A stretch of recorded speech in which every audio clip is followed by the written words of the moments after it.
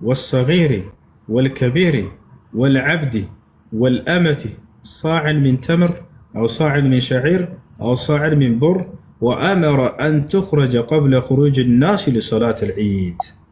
يا وأمر أن تخرج قبل خروج الناس لصلاة العيد.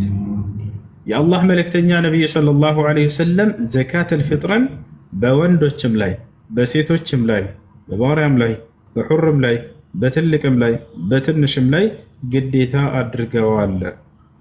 የሚወጣው ምንድነው? ብር ነው አይደለም። ልብ በሉ እዚህ ጋር ብዙ ሰው በብር ይሰጣል። በብር አይደለም።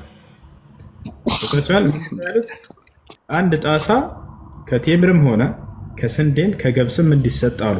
አያችሁ፣ በጊዜያቸው ሲበላ ከነበረ ነገር እንደ ምሳሌ እየነገሩን ነው።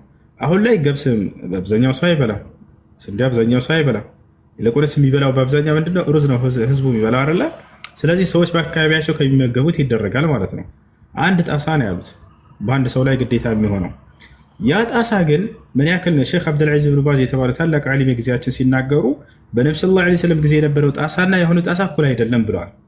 የዚያን ጊዜ ጣሳ በአሁን ጊዜ በኪሎ ስንት ይመዝናል ተብለው ሲጠየቁ 2 ኪሎ ከግማሽ ወይም 3 ኪሎ ድረስ አካባቢ ብለዋል። 3 ኪሎ ሙሉላቸው አይደለ? ስለዚህ በአንድ ሰው ላይ 3 ኪሎ ግዴታ ይሆናል ማለት ነው። ይህ መቼ እንዲወጣ አዘዙ? ወአመረ አን ትኽረጀ ቀብለ ኹሩጅ ናስ ሊሶላት ልዒድ። ይህም ሰዎች ለዒድ ሶላት ከመውጣታቸው በፊት እንዲሰጥ አዘዋል አሉ። ስለዚህ ከመቼ ጀምሮ?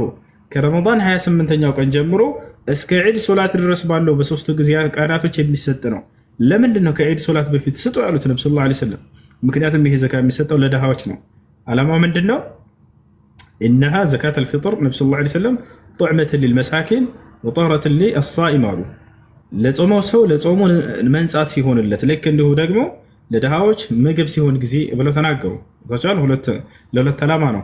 በጾማቸው ላይ የጾማችሁት ላይ ጉድለት ካለባቸው ያንን ያሟላል። ሁለተኛ ደግሞ ድሃዎች ምግብ እንዲሆናቸው በበዓል ቀን በዚያ በመደሰቻ ቀን ልመና በሰው ደጅ እንዳይወጡ ቀድማችሁ ከበዓሉ በፊት ስጡና አጠናቀዋሉ ነብዩ ሰለላሁ ዐለይሂ ወሰለም። ወአመረ አን ትኽረጀ ቀብለ ኹሩጅ ናስ ሊሶላት ልዒድ።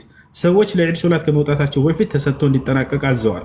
ስለዚህ ዓላማው በበዓል ቀን በዛ በደስታ ቀን ቢያንስ የዛኔ እንኳን እነዚህ ሰዎች በሰው ደጅ እንዳይቆሙ እንዳይለምኑ ደስታቸውን በቤታቸው እንዲያሳልፉ ቀድማቸው ስጧቸው አሉ ነብዩ ሰለላሁ ዐለይሂ ወሰለም። እና ይህ ነው የማውጣት ኃላፊነት ያለበት ማነው? አባት ነው። ስለ ራሱና ስለ ሚስቱ፣ ስለ ልጆቹ፣ ስለ ህፃናቶችም ያወጣል። እርሱ ከሌለው እናት ማውጣት ትችላለች፣ ከሌላት ልጆች ማውጣት ይችላሉ። መወጣት ያለበት የት ነው ከተባለ በጾማችሁበት ሀገር ቢወጣ መልካም ነው። ካልሆነ ግን ይህ ዘካ በጾማችሁበት አካባቢ ድሃዎች ከሌሉ በሌላ ሀገር ኢትዮጵያ ላይ ብትልኩት ችግር የለውም።